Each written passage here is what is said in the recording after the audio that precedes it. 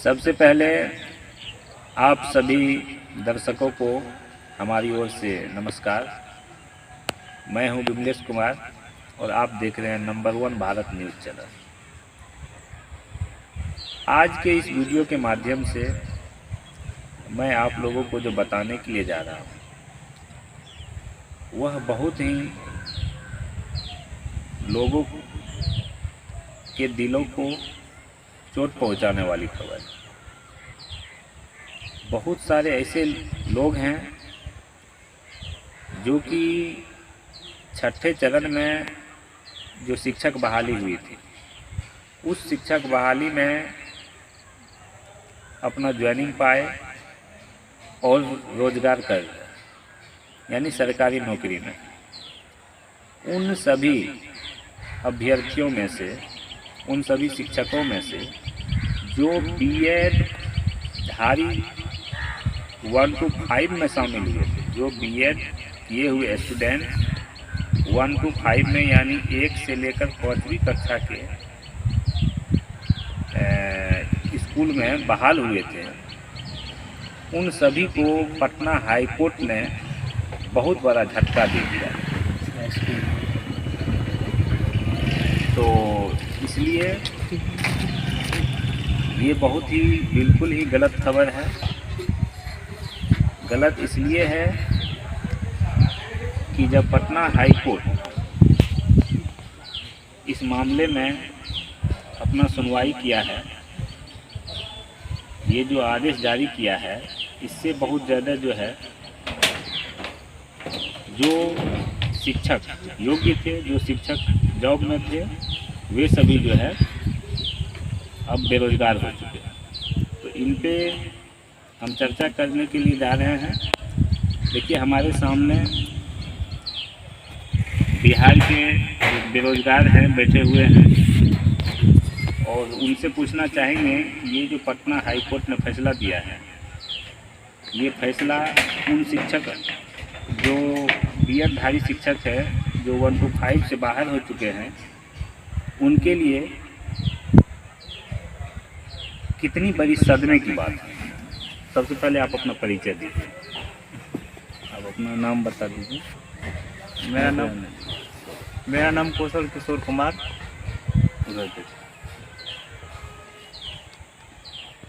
ये जो बीएड वाला जो मामला है, पटना हाई कोर्ट जो हमको दिया, पटना हाई कोर्ट जो फैसला दिया है, जो कि 1 to 5 को जो है 1 to 5 में जो लोग बहाल हुए बीएड धारी सभी को बाहर कर दिया गया।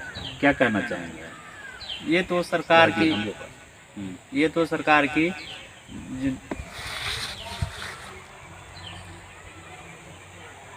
गलत नीति है। हाँ, क्या है? ये तो सरकार की गलत नीति है। रोजगार पाने के बाद भी जो है ना उसको हटाया गया। सरकार को पहले ही निराकरण लेना चाहिए। हम इसका बहाली करें या ना करें, ये 2 साल करने के बाद जो है ना ये सरकार का जो तुच्छ रवैयापन है। अच्छा, आपका जो भाई है वो अभी NIOS DLED किए हुए हैं, अब ज्वाइनिंग में है 2 साल पहले से, छठे चरण में हुआ था उनका बहाली। अब बताइए, जब उनको हटा दिया जाता है तो उनका क्या स्थिति होगा? फिर अस्त व्यस्त का जो है ना उसका जो है ना जीवन यापन जो है ना हो जाएगा। फिर इससे जो है ना फिर दूसरा रोजगार चुनेगा या फिर उसमें जाने के लिए फिर उसको दोबारा जो है ना कहीं ट्रेनिंग या कुछ जो है ना करना पड़ेगा। आप जो है बिहार सरकार से क्या मांग करना चाहते हैं? यानी इन लोगों को जो 1 to 5 वालों में 1 to 5 में जो बीएड शिक्षक हैं, जो बीएड किए हुए शिक्षक हैं, उनको जो हटा दिया गया है पटना हाई कोर्ट के द्वारा, लगभग 22,000 जो है शिक्षक की बात है, एक और शिक्षक की बात नहीं है। तो बिहार सरकार साहब क्या कहना चाहेंगे कि क्या किया जाए इन लोगों के लिए? कोई व्यवस्था किया जाए? हाँ, इन लोगों के लिए जो है ना कुछ जो है ना सरकार अपने ओर से ठोस कदम जो है ना सोचे विचारे इसका जो है ना कि। बहुत बहुत धन्यवाद। देखिए, लोगों में बहुत ज़्यादा जो है गुस्से हैं, क्योंकि जो भी शिक्षक अभ्यर्थी बीएड किए हुए थे उन्होंने खुद से ज्वाइनिंग लेटर नहीं लिया, क्योंकि बिहार सरकार ने उसे ज्वाइनिंग लेटर दिया है। मामला जब लंबित था तो उसी समय में बिहार सरकार को ये बता देना चाहिए शिक्षक अभ्यर्थियों को कि अगर अभी आप ज्वाइन कर रहे हैं, भविष्य में जब हाई कोर्ट का या सुप्रीम कोर्ट का कोई भी मामला आएगा तो आपको उसके लिए तैयार होना पड़ेगा, तैयार रहना पड़ेगा। लेकिन ऐसा नहीं कहा गया। अब देखिए ये जो है 7 दिसंबर 2023 का न्यूज़ है जो भागलपुर से निकल के आ रही है, गुरुवार के दिन का 7 दिसंबर 2023। देखिए यहाँ पे कहा जा रहा है कि बिहार में बीएड पास 22,000 शिक्षकों को हाई कोर्ट से झटका, यानी हाई कोर्ट से 22,000 शिक्षक को झटका लग गया। कहा कक्षा 1 से 5 के लिए ये योग्य नहीं है। बिहार में बीएड पास शिक्षकों को पटना हाई कोर्ट से बड़ा झटका लगा। हाई कोर्ट ने राज्य में नियुक्त बीएड पास शिक्षकों को कक्षा 1 से 5 के लिए योग्य नहीं माना। कोर्ट ने यह भी कहा है कि इस आधार पर की गई नियुक्तियों पर सरकार को दोबारा काम करना होगा। ये जो है पटना का खबर है 7 दिसंबर 2023 का।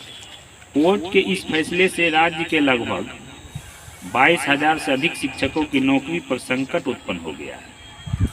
बुधवार को मुख्य न्यायाधीश के विनोद चंद्रन तथा न्यायमूर्ति राजीव राय की खंडपीठ ने बुधवार को ललन कुमार यादव तथा अन्य के मामले में फैसला सुना।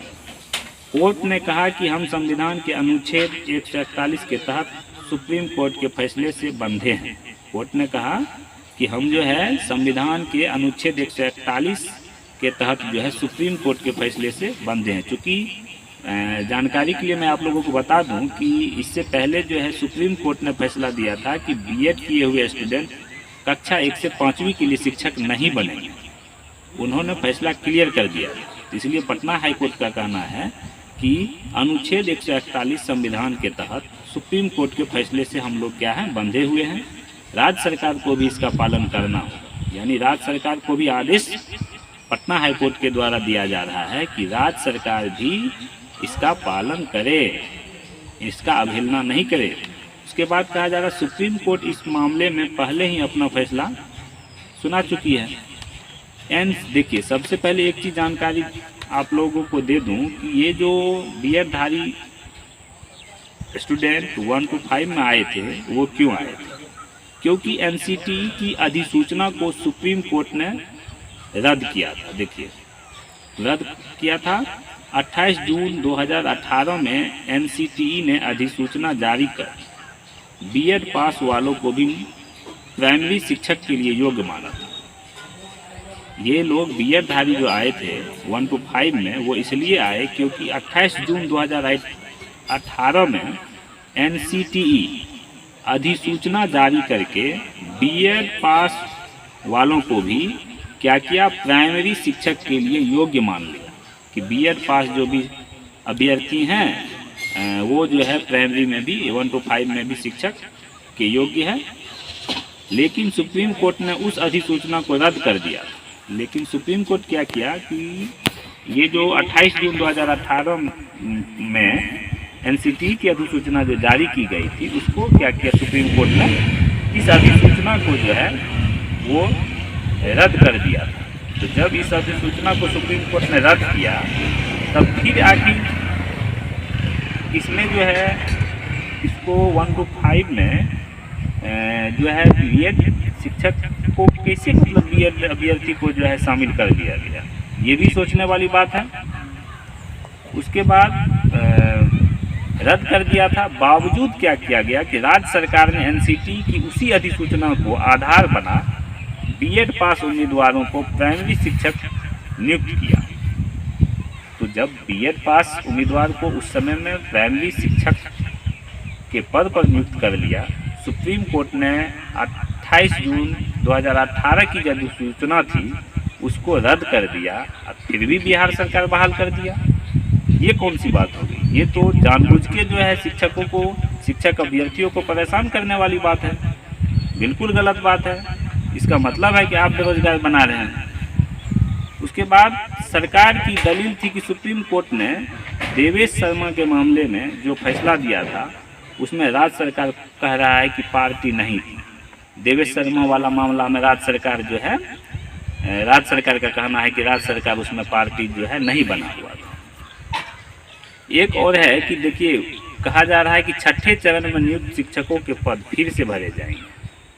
कोर्ट ने कहा है कि सरकार ने छठे चरण में कक्षा 1 से 5 के लिए जिन बीएड पास उम्मीदवारों की नियुक्ति की है उसे अब नए सिरे से भरना होगा। सरकार को एनसीटीई की ओर से वर्ष 2010 में जारी मूल अधिसूचना के अनुसार योग्य उम्मीदवारों को ही नियुक्त करना होगा। राज्य सरकार को यह भी निर्णय लेना होगा कि जो पद रिक्त हो रहे हैं उनको कैसे भरा जाए। कहा जा रहा है छठे चरण में नियुक्त शिक्षकों के पद फिर से भरे जाएंगे। देखिए 2010 की जो अधिसूचना थी, तो 2010 की अधिसूचना के अनुसार जो भी शिक्षक बहाल हुए, चाहे वो छठी चरण में बहाल हुए, चाहे वो छठे चरण से के बाद बहाल हुए या पहले बहाल हुए, वो सभी के सभी शिक्षक जो हैं, जो जॉब में हैं, जो सरकारी नौकरी में हैं, वो एकदम से सुरक्षित है, उसको कोई दिक्कत नहीं। लेकिन 2010 की अधिसूचना के बाद उसके अधिसूचना के अनुसार जिन्होंने जो भी बहाल नहीं हुए हैं वे सभी शिक्षक जो हैं, सरकारी शिक्षक जो भी हैं, सभी बाहर हो चुके हैं। और कहा जा रहा है कि छठा चरण में जो बहाल हुए थे शिक्षक, तो जो बहाल हुए थे, तो याद रखेंगे जो बीएड धारी, जो डीएलएड किए हुए थे, वो बहाल है, उसके लिए कोई दिक्कत नहीं है, उसको कोई समस्या नहीं है, वो तो बिल्कुल सही है, वो जॉब में रहेंगे। लेकिन जो बीएड किए हुए थे वो जॉब में अब रहेंगे कि नहीं रहेंगे, क्योंकि हाई कोर्ट ने तो फैसला दे ही दिया है, सुप्रीम कोर्ट का इससे पहले ही फैसला है।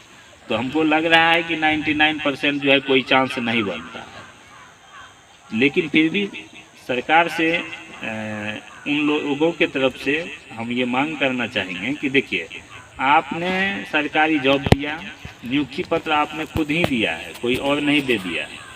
तो जब वो लोग जॉब में थे, चाहे वो ठीक है शिक्षक बनने के लायक नहीं रहे 1 to 5 में, तो उनको कोनो और विभाग में जो है जॉब देना चाहिए, दे दीजिए आप, क्योंकि योग्य तो थे, आखिर वो आपको उसको नियुक्ति पत्र दिए हैं, तो कहीं ना कहीं उसको जो है आप उसके क्या कर दिए, सेटल कर दीजिए। और कहा जा रहा है कि छठा चरण में जो बहाल हुआ है शिक्षक, वो तो बाहर हो ही जाएंगे। लगभग 22,000 शिक्षक बाहर होने के लिए जा रहे हैं।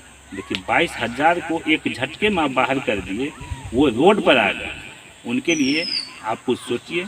और जितने भी सीट खाली हो रहे हैं उस सीट को भरने का काम कीजिए। 1 to 5 में भी ये जो आपको टीआरई, बीपीएससी टीआरई 1.0 के द्वारा जो बहाली किए हैं, उसमें जितने भी क्वालिफाइंग नंबर ला रहे हैं उन सभी की नियुक्ति सुनिश्चित करिए, क्योंकि आपका सीट खाली होता जा रहा है। तो जब योग्य शिक्षक अभ्यर्थी है तो उसी पास शिक्षक अभ्यर्थियों से उस सीट को भरने का काम कीजिए, क्योंकि बार बार एग्ज़ाम लेने का कोई मतलब नहीं बनता। इसका मतलब है कि आप परेशान कर रहे हैं। और